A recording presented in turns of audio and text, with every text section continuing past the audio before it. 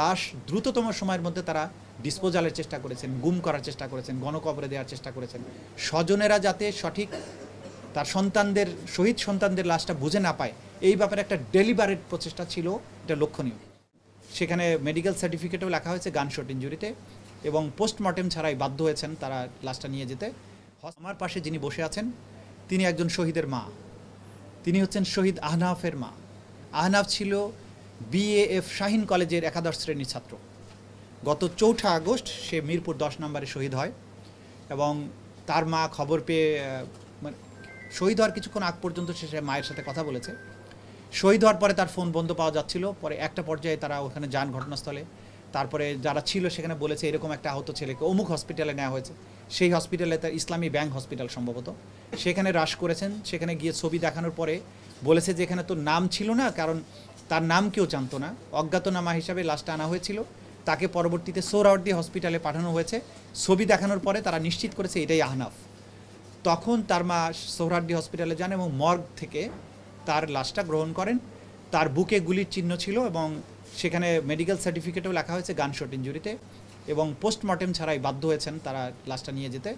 Hospital কর্তৃপক্ষ যেটা বলেছেন বারবার, যেটা ওনাদের কাছে তথ্য, যে তাড়াতাড়ি যান, যদি তাড়াতাড়ি না নেন তাহলে আঞ্জুমানে মফিদুল ইসলামের মাধ্যমে বেওয়ারিশ লাশ হিসেবে দাফন করা হবে।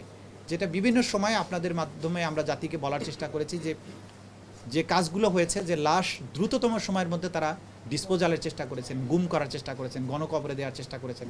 স্বজনেরা যাতে সঠিক তার সন্তানদের শহীদ সন্তানদের লাশটা বুঝে না পায়, এই ব্যাপারে একটা ডেলিবারেট প্রচেষ্টা ছিল, এটা লক্ষণীয়। এই কারণে আহনাফের মা সহ তার খালা তারা এসেছেন আজকে এখানে, অভিযোগ দায়ের করেছেন। তাদের এই অভিযোগে তারা সুনির্দিষ্টভাবে কোনো আসামির নাম তারা বলেননি।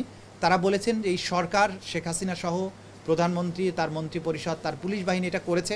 আমরা ঘটনাস্থলে যেহেতু ছিলাম না, আমরা এই সরকারের যে যারা এই অপরাধের সাথে যুক্ত তদন্ত করে যেন তাদের বিরুদ্ধে ব্যবস্থা গ্রহণ করা হয়, এটা তারা। একই সাথে বিএএফ শাহিন কলেজের ছাত্রছাত্রীরাও আমাদের সাথে যোগাযোগ করেছে। তারা এই যেহেতু সেনাবাহিনী বা বিমান বাহিনী নিয়ন্ত্রিত একটা কলেজ, সেখানকার ছাত্রছাত্রীরা নানানভাবে রেস্ট্রিক্টেড বলে তারা নিজেদেরকে মনে করে।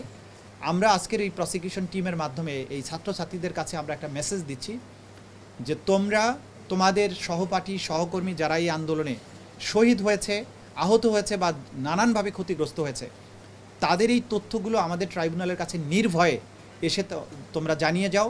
তোমাদের নিরাপত্তা, তোমাদের ব্যক্তিগত গোপনীয়তা রক্ষা করার ব্যাপারে বাংলাদেশ এবং আমাদের প্রসিকিউশন টিম, আদালত, তদন্ত সংস্থা আমরা আইনত এটা নিরাপত্তা দিতে বাধ্য এবং নৈতিকভাবেও বাধ্য। তোমাদের প্রোটেকশন দেওয়ার দায়িত্ব আমাদের।